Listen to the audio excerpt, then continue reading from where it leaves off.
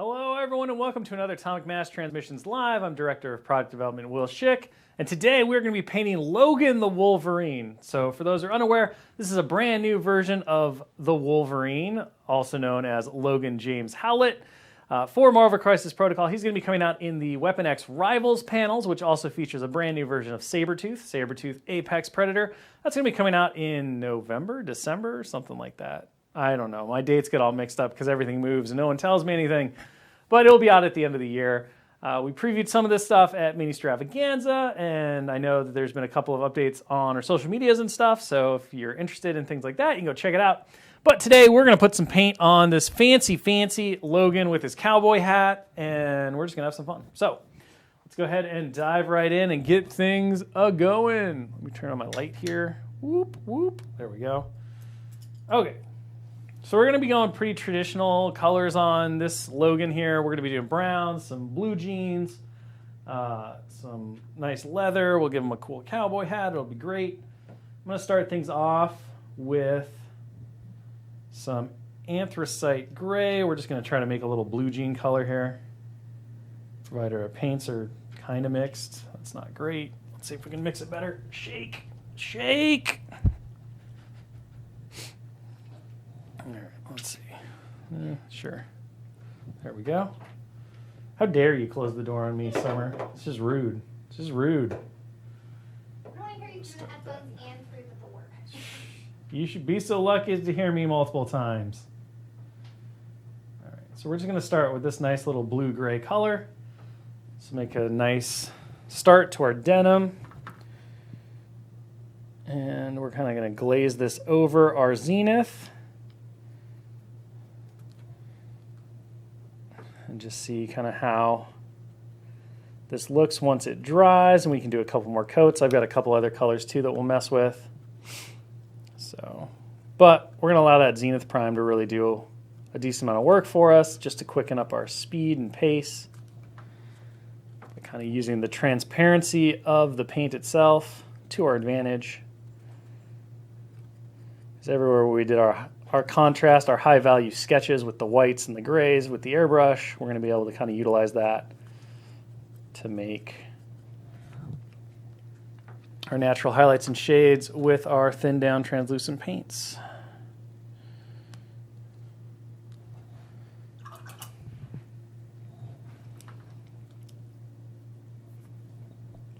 Are either of the two in the box a different threat level than their original release? They are not. So they are, however, pretty darn different in terms of game abilities and then obviously affiliations and stuff. So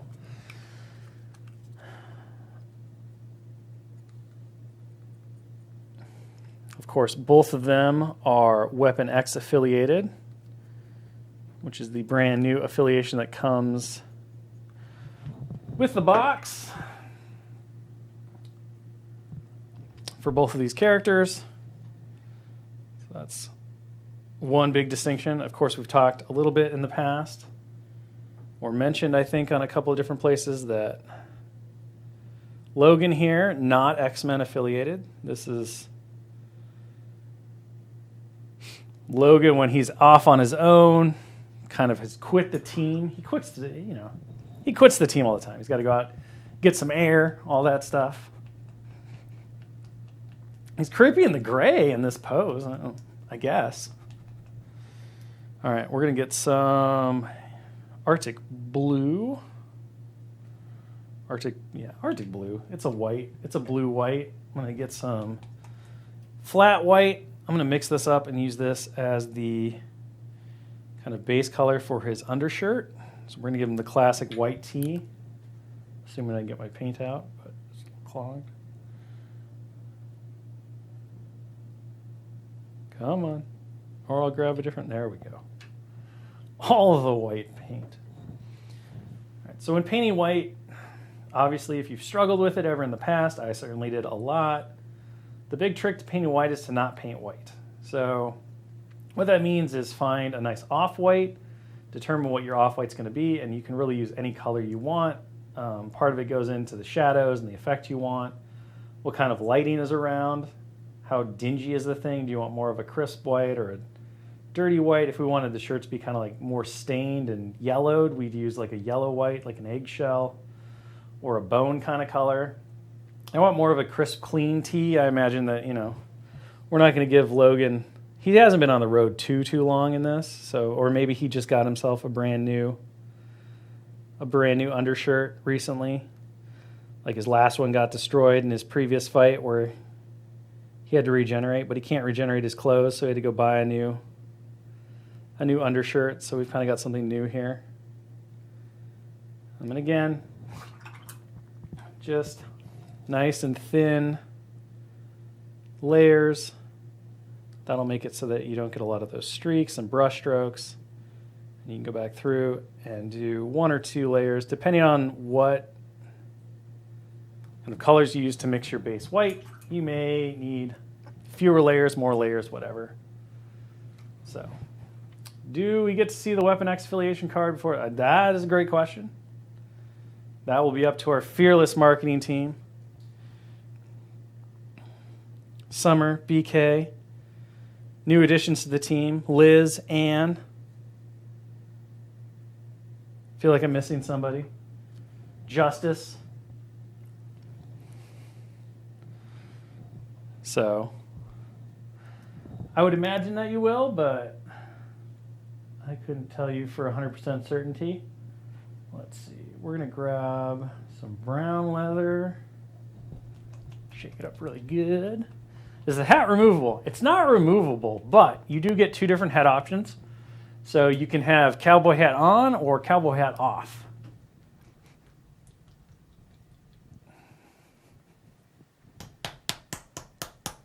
The other character in the box with Logan is going to be Sabretooth, Victor Creed, the Apex Predator. Obviously with Rivals, the Rivals panel series, it's all about going back to the comics and really grabbing those iconic moments, those big battles, those classic rivalries, and then kind of reinterpreting them through the miniature art with, the integrated scenic elements. In this case, we have a hidden or just recently uncovered Weapon X bunker somewhere deep in the northern wilderness. We have Wolverine and his motorcycle. He just got there. Sabretooth's clearly been tracking him for a while.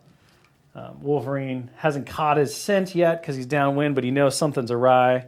So we kind of have this like getting prepared for trouble pose.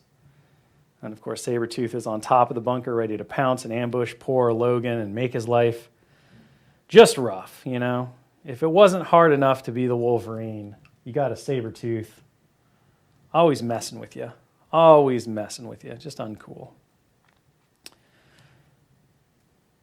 But we have a lot of fun with the Rivals panels, designing, developing them.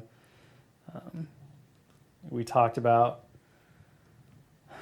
a while ago when the Spider-Man versus Dr. Octopus Rivals panel, the original, the OG Rivals panel came out. That was really experimental for us. We just thought it would be really cool to be able to do a product like that and kind of dive into the storytelling and art and hobby aspects of it, kind of open up the diorama side of miniatures hobbying in a really cool way. And so we thought we'd give it a chance. Of course, everyone out there, you all seemed to really like it, and there was a lot of positive reception to it. So it really kind of pushed us to go all out on the follow-up, which is this Weapon X panel here. As we talked about a little bit at Mini Stravaganza, the whole package really got pushed. So there's obviously brand new characters as opposed to just reposes of existing characters. There's a whole bunch of new Team Tactic cards. Everything in the product and the box really tells a story, tells the story that the whole pack is trying to really replicate. So, one of the great Team Tactic cards in there, I gotta get some air. That's when Wolverine decides that he's leaving the X Mansion. He's going out on his own. He's done. Him and Cyclops had some kind of argument, whatever, discrepancy. So Wolverine grabs his bike and he heads out. And then from there, all the team tactic cards kind of come together to tell the story of the pair getting to the bunker, the confrontation at the bunker, all that stuff. So that was really fun to really dive into and just create something that really tells a story and the narrative all at once. Designing new versions of these characters, very different from their existing versions, was also a blast. You know, Wolverine is kind of a super loner now. He's not interested in hanging out with really anyone. He just wants to be left alone, do his own thing. I think we're going to do the boots in a similar brown here.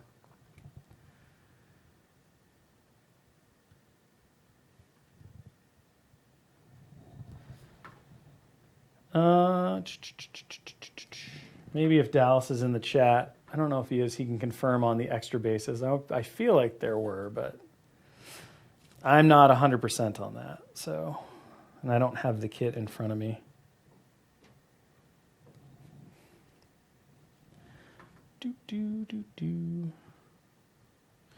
Brown cowboy boots. I always feel weird painting brown boots. I don't know why. I feel like all the boots should be black, but Wolverine and his like motorcycle getup, brown boots just feel appropriate. He's wearing classic cowboy kicks. He's got that sweet brown leather going on. All right. Are we going to announce more than Blob and Pyro? I mean, yeah. Obviously, there's more stuff coming. Like right now, today, probably not. Today, it's all about Logan.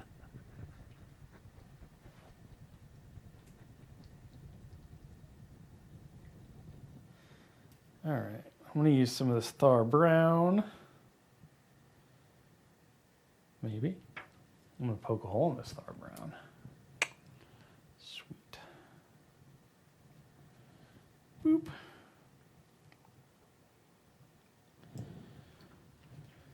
And we're going to use this for the interior fur on his fancy Canadian jacket.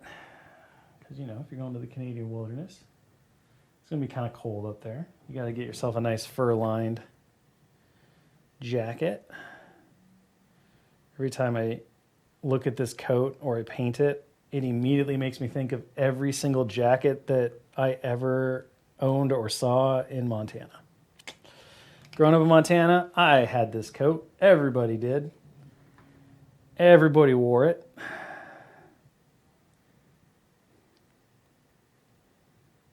Nothing was better than cozying into your nice, like, fur-lined outdoors jacket when it was cold out and there's snow. You just, like, snuggle in there, go out into the freezing cold.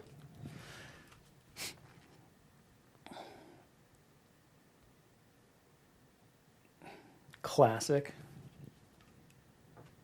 My oldest kid just bought a jacket like this when we were out last time. Back out west, even though it's east. It's weird to think that. And so he's rocking the brown fur-lined coat jacket. It's funny. It's like, yep, you gotta have one. The whole interior, and then we'll kind of like shade that down. We get in there pretty far. No one's really going to see in there too much, but let's kind of knock it out here. Get that. All right. Great. Decide what color you want to do with this.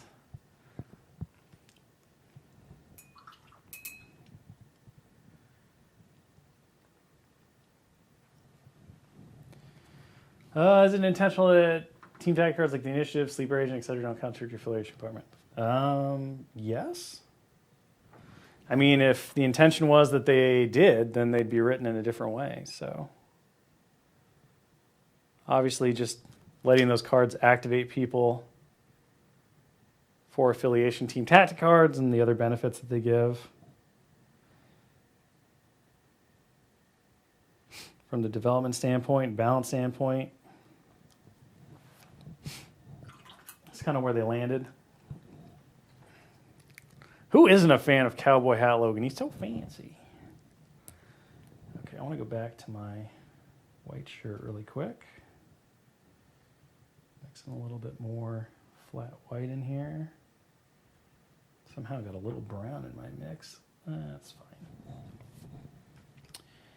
I'm just gonna kind of pick out some of these raised areas. So I'm just gonna start building my highlights now that I have that more blue Arctic white in there.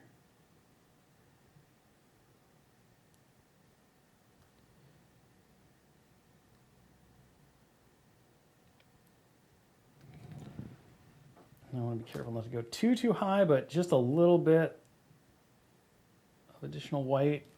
That's all it takes to trick the eye into seeing white, because if you really go out in the world and especially stare a lot at white things, white walls, white shirts, white whatever, things that we perceive as like true whites, you'll notice that there's very little white in them. When you really boil it down, they're really defined heavily by their shadows and their shade colors, and those colors are all over the place. So it doesn't take a lot of pure white, thankfully, to make the eye read something as white. And that's really the biggest trick to reading white. So find yourself a nice shadow, a nice shade using an off-white. And then you can go back in and just very carefully with a limited amount of pure white, hit like just the most extreme highlights. If you want something to be like, shiny computer white, then you hit it with just some pure white highlights, and that'll make it look shiny and glinty. If you want something more matte, like fabric, just mix 3-to-1, 4-to-1 kind of your pure white color into your shadow color, and that'll take it high enough that it'll really start to mimic white. And that's really all you have to do for like base, good-looking white. Again, keep your layers. That brush just fell to the ground. Keep your layers thin and smooth. Avoid those brush strokes. White is such a gross pigment. It does really like to show those brush strokes, so you want to be careful about that. But if you can manage that, then you'll do great. All right, I'm going to grab a little bit of chestnut ink.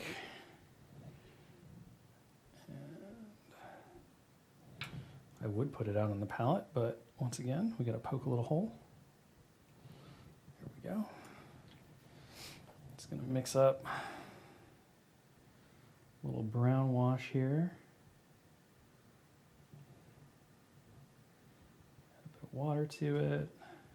Thin it out nice. Normally doing a wash and a well palette's better, but just because I'm a savage, I'm just going to go in and do it this way.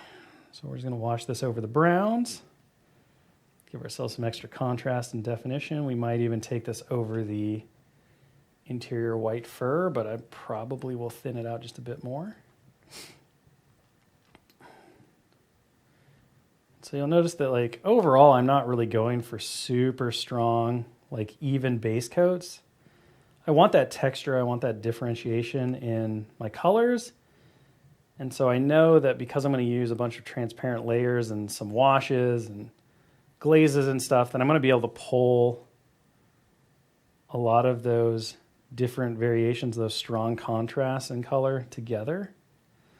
And this is something I've been watching some other painters online through their tutorials and kind of their process videos do a lot. And I think it's really neat. It's especially great on natural kind of materials and fabrics, just going in and playing with the idea of those really high contrast discrepancies and then using glazes or washes to kind of pull them together.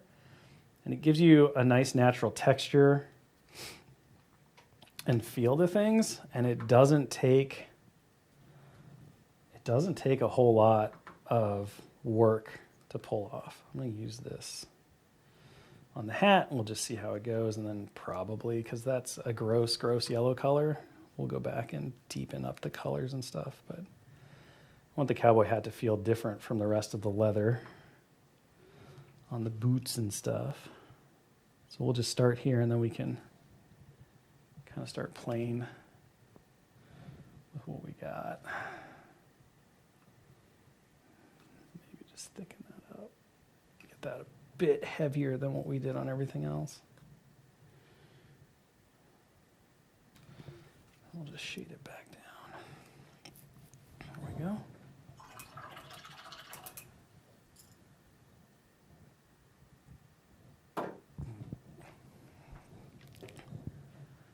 Ba-ba-da-ba-dow. Okay. No.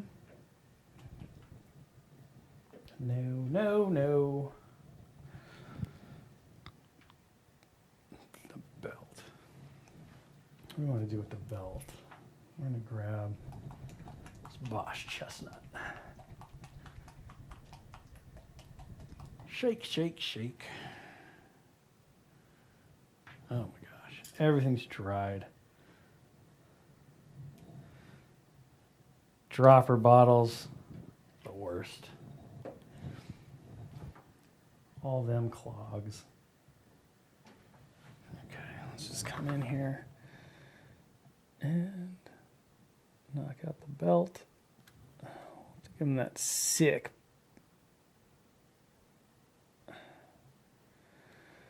sick looking belt buckle.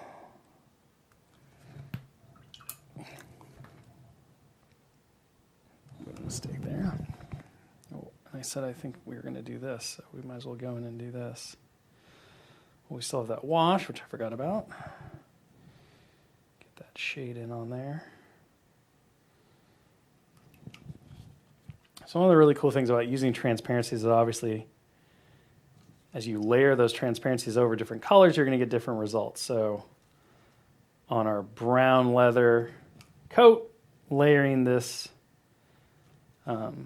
chestnut brown wash got us a very different kind of effect than layering it over our Thar brown. This was Thar brown, right? Yeah, Thar brown fur, where the red in here is, deepening the color, whereas here the yellows are playing together to make something that's really yellow.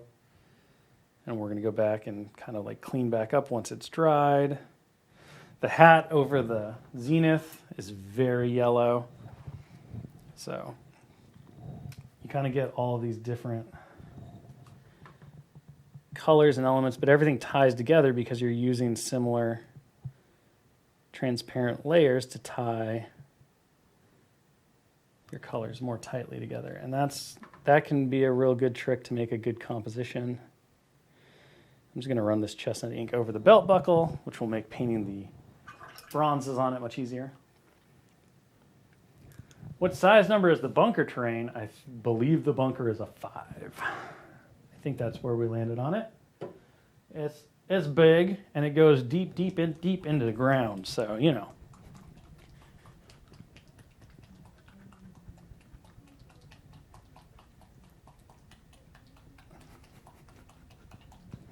Okay, we're gonna use some harvester flesh.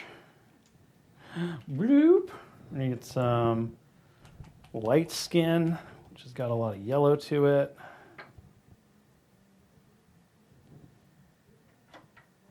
There we go. And then we're gonna get some pale skin, which has more white to it. Oh my goodness. We're gonna play with these colors.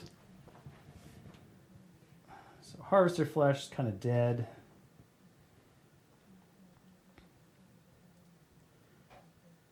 So I'm going to use that pale skin to add a bit more warmth to it. I'm just going to kind of look for something that I feel like looks pretty good. We can add a little red to this probably and get away with it. Pretty happy with that. It's still a little dull, but I think it'll be a good start. So we'll just start with this. This will be another one where Just the nature of these scale paints, it's going to take a few layers to do anyway because they're pretty thin. So we'll build up our colors as we go. Not worry too much about getting great coverage on the first pass or maybe even the second pass. Let the translucency and the transparency of that paint really work more to our advantage because we have our sketch layer underneath there. Kind of trust that we're going to get some variations in highlight, and saturation, and hue. And that's okay. So we're just going to play with it. I'm pretty sure it's just 5. So She-Hulk and Hulk could throw the bunker if they wanted to. I imagine most of the bunker that's underground still survives, but the entryway just gets, ripped off the top. It's like knocking over the top of an anthill.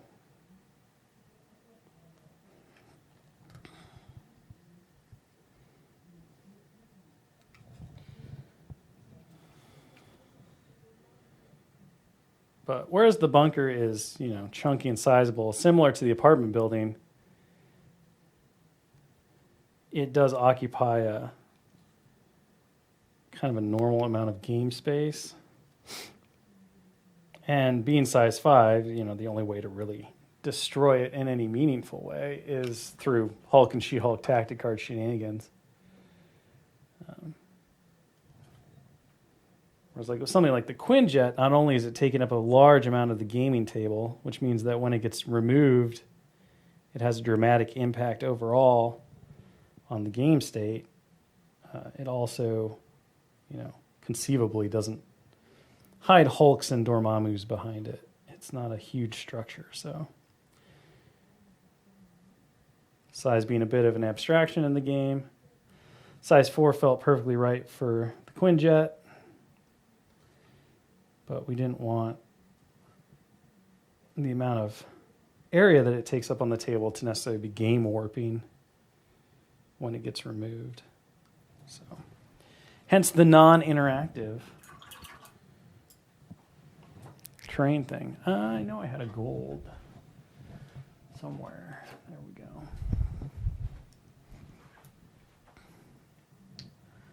go. I mean, yeah, he's one Sabretooth away from having to buy a new coat for sure. That darn Sabretooth tears up everything. Come in with our Viking gold and hit the edge of that belt buckle. And I won't paint gold on the interior. I'll just let the brown ink kind of serve as the dull shadowed part of the metal, because obviously if no light hits metal, it's not going to shine. So we'll use a little bit of our non-metallic metal trickery there to really play it out. Just gonna go back over where we got a little bit of our skin tone on the shirt. Okay, I want to mess with the hat. How do I want to mess with the hat, though? I got to think about that. I'm not entirely sure. So first, we're going to go to our coat. We're going to do some highlights on that. So I'm just going to mix Thar Brown with our brown, just brown leather. Yep.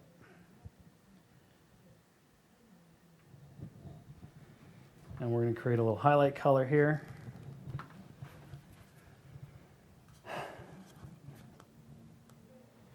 Oh. Then we're going to come in and start kind of scritching in some highlights on the coat.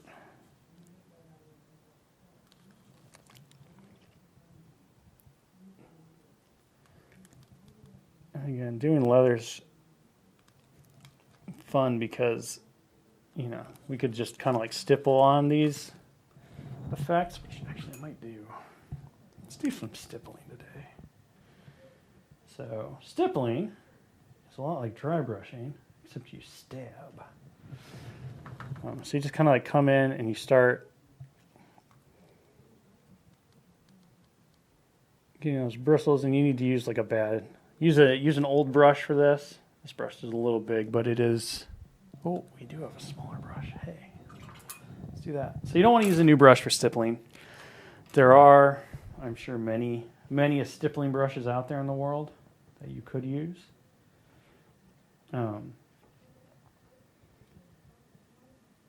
But the idea is just come in and tap in, and this is it's really great for leathers because it creates this really powerful texture, and it's irregular, and you can build it up over different layers. So it's a lot like a dry brush, similar to a dry brush, where you're kind of just like building layers up with just a light application of paint. And the more you go over an area, the stronger the effect becomes. So like, especially on the elbow where there's going to be a lot of wear and tear, you want it there. But you know, natural leather gets all those like really crazy, pretty wear spots, and it kind of like lives its life in different ways, and so it has a lot of texture and life to it. And stippling is a great way to mimic that overall in a miniature. And you can use a bunch of different browns and stipple them together, and then at the end, once you kind of have your textures all done, you pull it all back together with a single soft glaze, a transparent layer of a brown of your choice or whatever color you want. And it kind of pulls all the disparate elements together and makes it look all seamless and like real worked leather. So we'll assume that, you know, this is not he has a new shirt, but this coat, this is the coat, it's been with him for a while. Or it's new, but it's new used, you know. He just bought it from some random person who's been wearing it for years and years. But a lot like dry brushing, stippling will mostly hit the upper parts, the raised areas of the mini. So it is kind of like a way to quickly achieve really quick highlights. You can kind of intermingle them. Maybe we go in like that. We can take this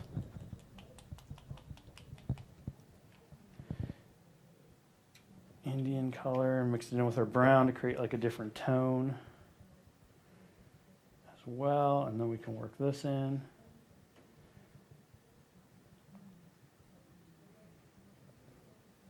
Because again, it's all about kind of creating those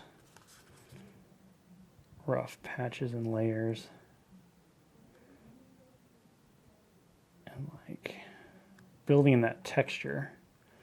So anything you want to be heavily textured or to feel like fabric, stuff like that,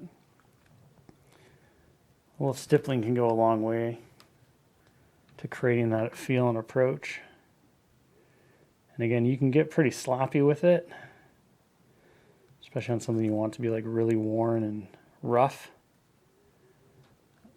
It's a very forgiving technique overall because you pull it all back together with everything. And then of course, like, you know, areas like this up in the shoulder where we have this weird, like our base coat wasn't super solid, like that's great because that looks exactly like leather would wear over the shoulder if it was really well used. All of that stuff.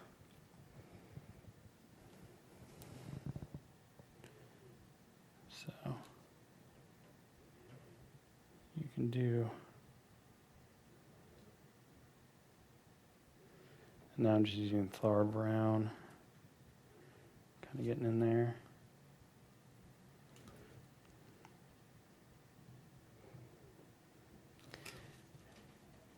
And well, it'll look fine if you just leave it this way. Like I said, the real magic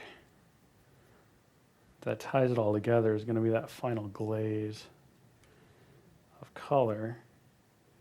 And you want that glaze to be really thin. It's like, think about just laying a nice super translucent film color over your area, and it just blends everything and pulls it all together really nice and neat.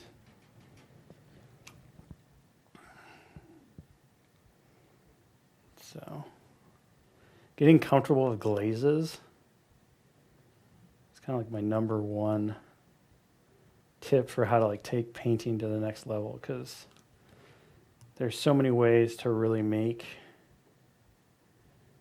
your transitions and your blends super smooth using glazes.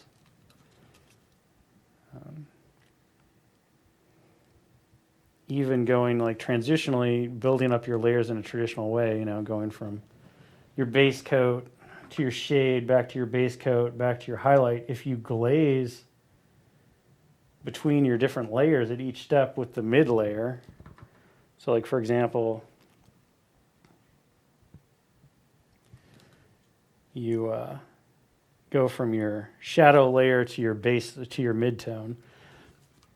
Then once you've built your two different layers, you do a quick, really light glaze of your midtone between your midtone and your shade layer. It ties those two layers together super well.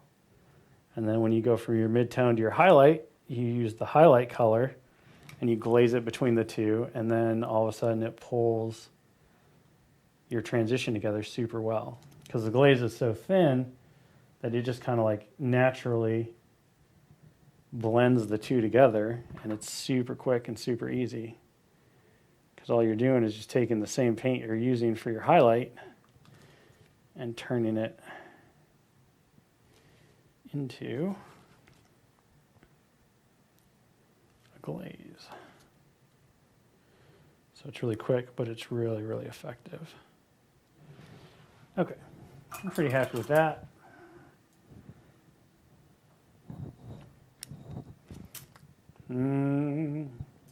Nifty new accessory in the Rivals panel box. Well, it does come with a super sick motorcycle.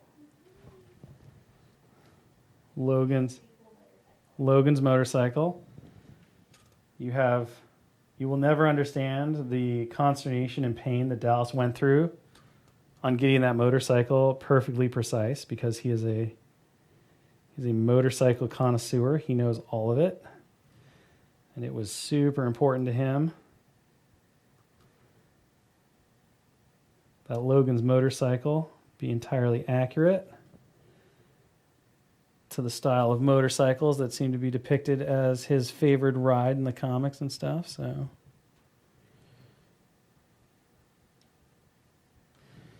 plus, now you can throw a motorcycle at your opponents, which is, what more could you ask for?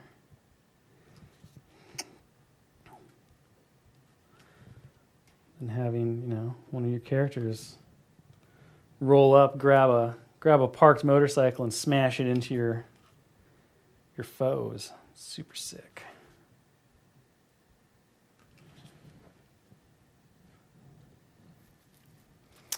It does come with a whole bunch of base decorations. So a lot of like northern wilderness props, quote unquote, that you can put to decorate bases, like similar to the kind of city debris and garbage that's on the normal base frames.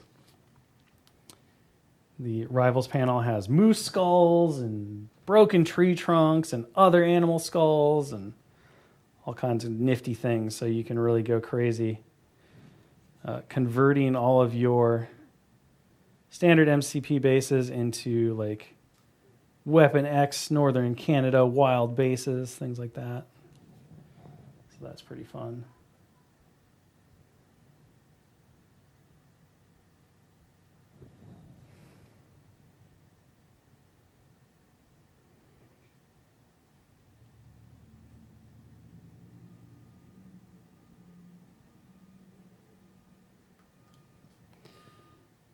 Quick rough.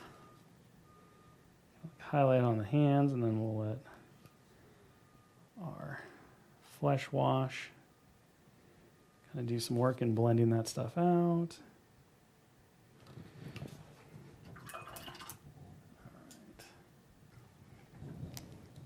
Okay, so I'm going to, I guess we'll just use the chestnut ink as our glaze, that's fine. So just gonna really thin out this chestnut ink here.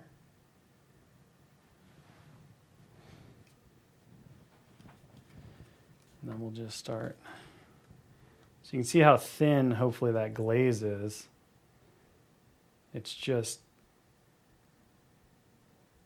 coloring with a very thin transparency. So I'm trying to make sure that it doesn't obfuscate any of the shadows or the highlights or anything like that. I just want this very thin, transparent layer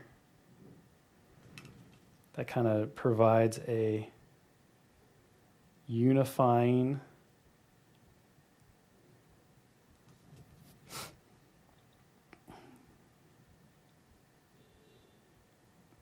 translucency to everything. And it kind of melds all those different stipple colors together and makes it feel like it's all one part. And now you can see all this leather texture in there, and we have different tones and variations, but it all feels like it's part of the same whole. So.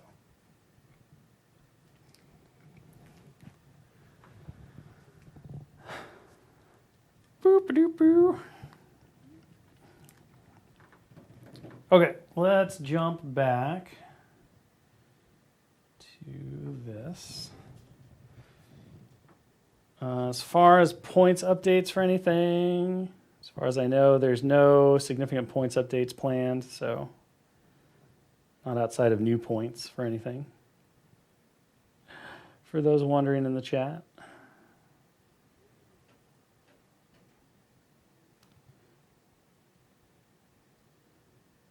So everything so far we're pretty happy with, and where it's standing thus far in terms of its values and points, balance and all of that. So at this point in time, there's no significant amount of changes. There'll probably be a few adjustments here and there, but nothing wild, nothing crazy.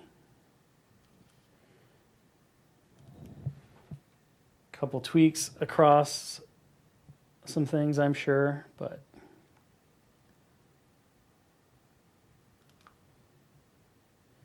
and so here on the fur, I'm just using my Thar Brown and layering up my colors. It's going to build up different levels of highlights and everything, but for the most part, I can do all of this with just this single color because my paint is, again, fairly translucent for layering. The more I go over an area, the stronger my highlight will become, and that gives me a lot of control to kind of just naturally, without mixing anything, build up my highlights and create these really nice gradations of color, and I kind of use a little bit of dry brushing on some of these more textured areas to build things up.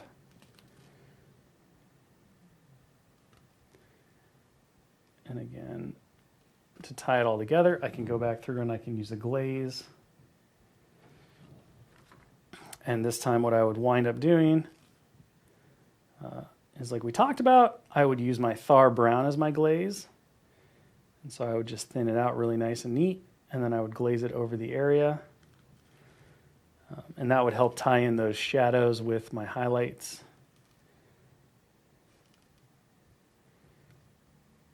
And kind of meet everything out.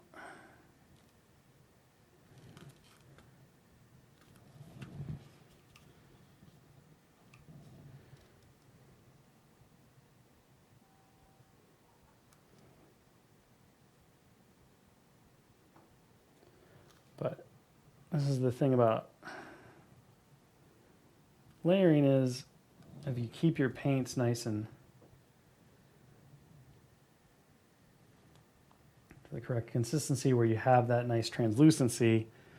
You know, the more transparency you have in your paint, yes, the more layers it takes to build up the colors, but that's the strength of how you can build these nice gradations in color, build these highlights,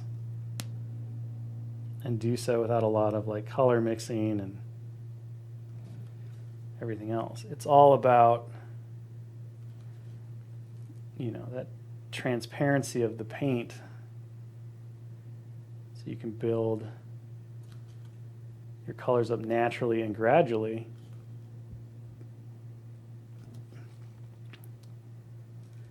And that provides you the opportunity to get really nice blends with not a lot of colors on the palette, because you're just kind of like layering up. And you can go kind of as far as you want to. Oop, made a mistake. As far as little as you want to. You've noticed I haven't even gone back to the jeans. I'm actually like 100% happy with how everything turned out on the jeans, to be honest. You know, I could push the contrast a little bit more in the folds and stuff, but overall it feels like a washed blue jean. So, okay, I want to do something with this hat because it is too yellow.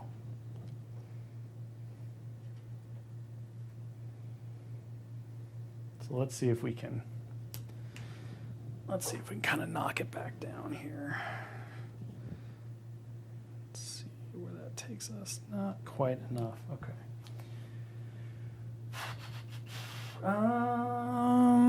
Where did that color go? So there was some speed paint.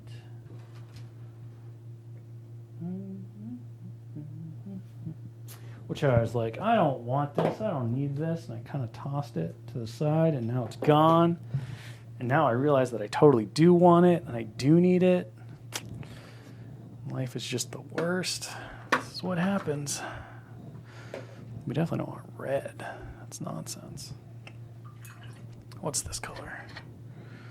That's black. Guess we maybe mix some of that in? Let's see what's over here. That's metal. That's not going to work. That's white. Holy white. Maybe we'll use that to shade things together. Crusader skin. That can't be too bad. Purple. No. No. No. No. Just a lot of failing. All right. We'll make do with what we got. So, buttons. Just going to mix a little flat black in, I guess. Get our black out. So we're just going to use the natural cheat method. When in doubt, add black.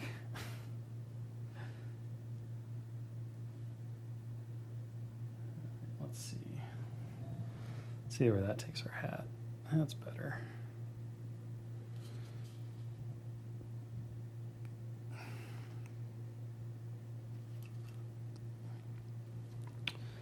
There we go. So again, you can always adjust. Even if I decided I wanted this hat to be like purple, I can adjust.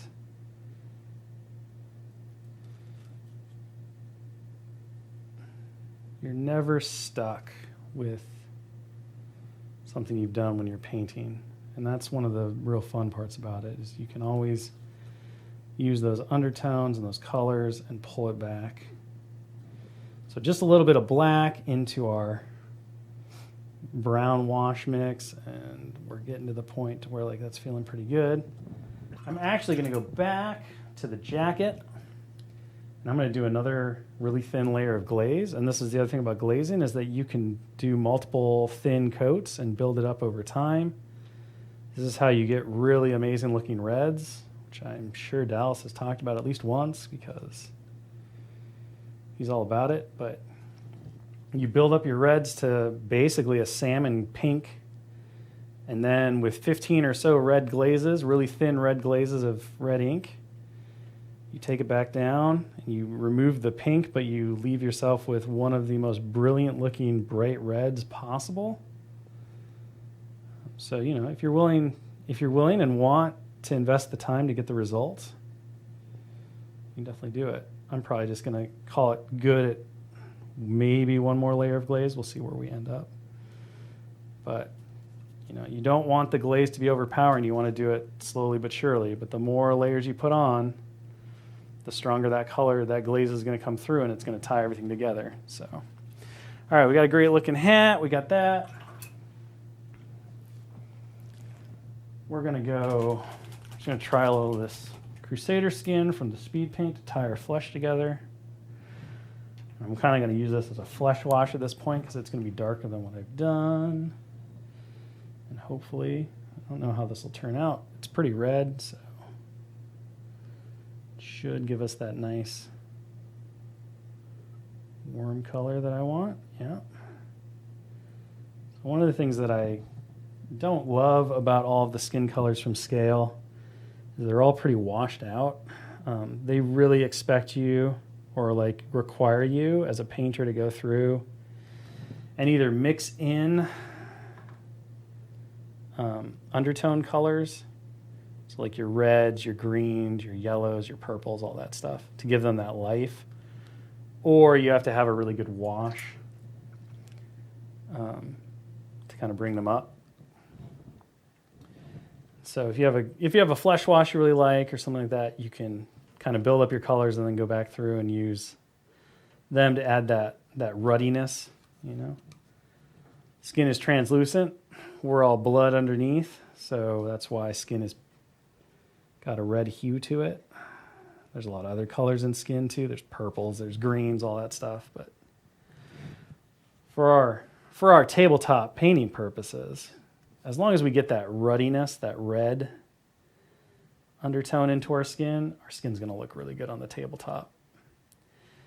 If you're painting a bust or something for the worthy, some kind of competition piece, you're really going to want to think about all of the different colors that go into the skin tones, and pay a lot of attention to that because we see skin every day, kind of like how we see faces every day. So it's really hard to cheat faces. We just naturally know if they don't look right, if something's off with them.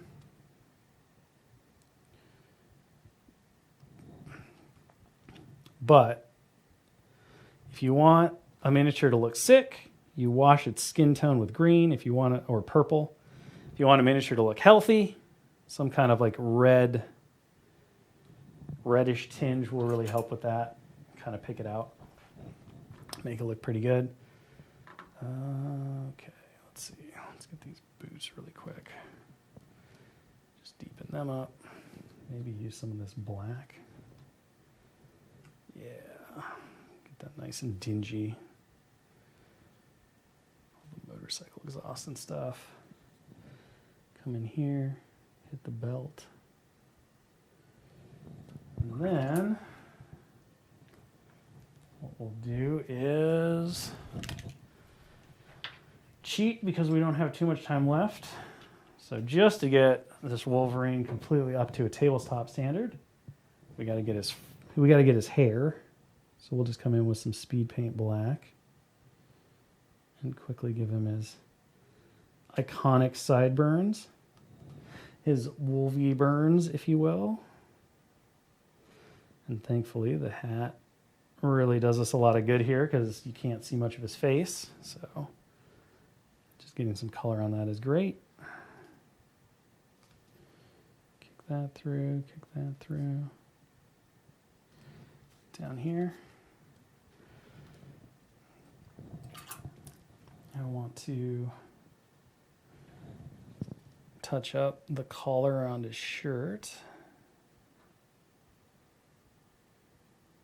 So in order to make sure that covers, I'm going to use my shadow color. So the one with mostly Arctic blue, because that's going to cover the best. The white isn't necessarily going to cover things super well.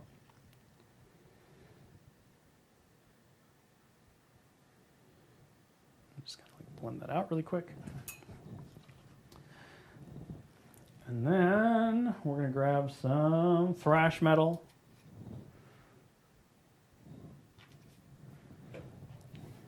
Knock out those claws. And we will have basically our Wolverine outside of the base tabletop ready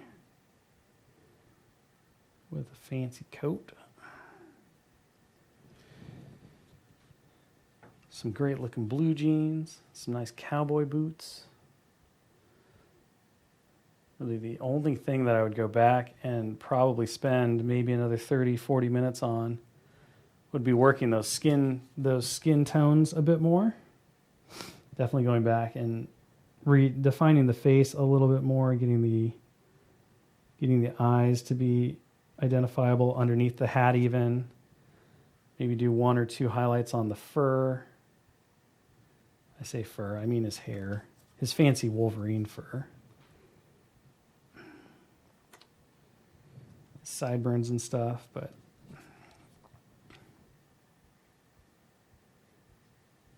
really, we're like right there.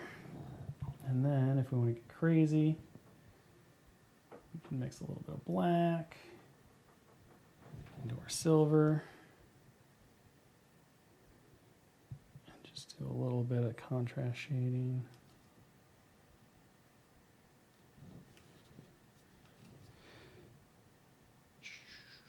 To get a little bit of that metallic two-tone in there.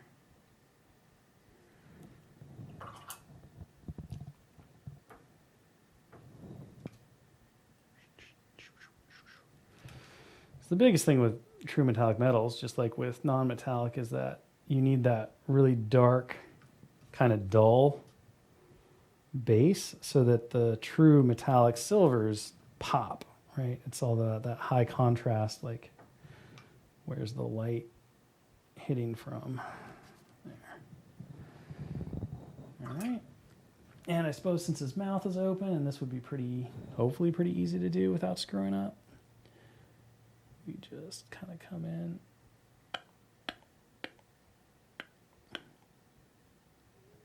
With our black speed paint. Kind of darken out the open mouth. Get it off his lip. We can even come into our flesh tone and give him a bit of a different lip color. So when you're doing like lips and stuff, just mixing a little bit of brown into your skin tone will give you kind of that ruddiness you need for a nice neutral lip tone. And of course you can get fancier with it if you want. Totally unnecessary though. There. Push it a little further. You gotta be careful though, you go too far. I feel like they're wearing lip gloss. But a good neutral lip color will really help sell a miniature's face quite beautifully.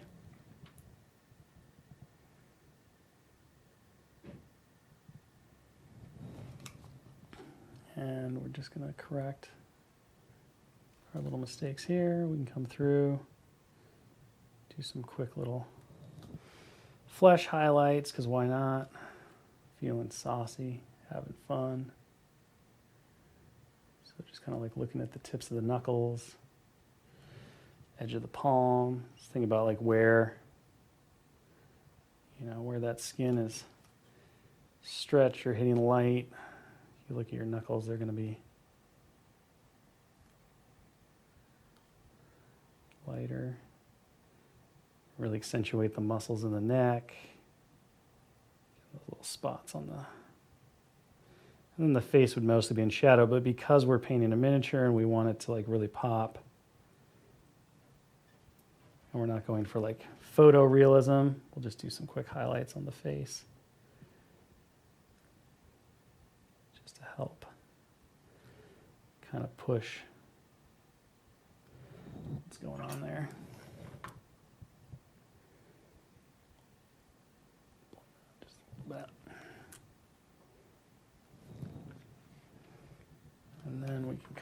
with some brown. Pushing those eyes. And it's 2 o'clock. So we are at an end. Let's do one last bit of flesh highlighting here.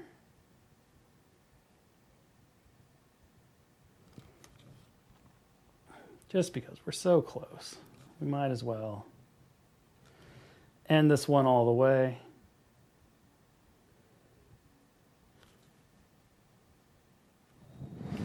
All right, so there we go. There is our 1 hour Logan the Wolverine, ready to face off against Sabretooth. He just needs some quick stuff done on his base. Last thing that I would really do at this point, I would go in and knock out the eyes a little bit with some more contrast, and then probably add a little bit of gray highlighting to the hair, because that army paint or speed paint is pretty strong. So we're missing just a little bit of the contrasty there, but there we go. Easy peasy, lemon squeezy. He's all ready to go. Thank you so much for joining me today. Be sure to tune back in tomorrow. Dallas Kemp will be back 1 p.m. Pacific with some basing action. So if you're curious about how to do modeled bases, some ideas, inspiration for making your troops, units, and characters look amazing and thematic on a tabletop, no matter where you're fighting, whether that's the city, the forest, the tundra, or wherever else, be sure to tune in tomorrow. He's going to be walking through all of the different tips and tricks for doing that. Thank you so much for joining me. I will see you on the next one. Be good to each other. Take care, and goodbye. Woo, Wolverine! Rawr! That's the Wolverine noise. Did you know that? It's not a song. That's just Wolverine's noise. That's the sound of the Wolverine. Woo!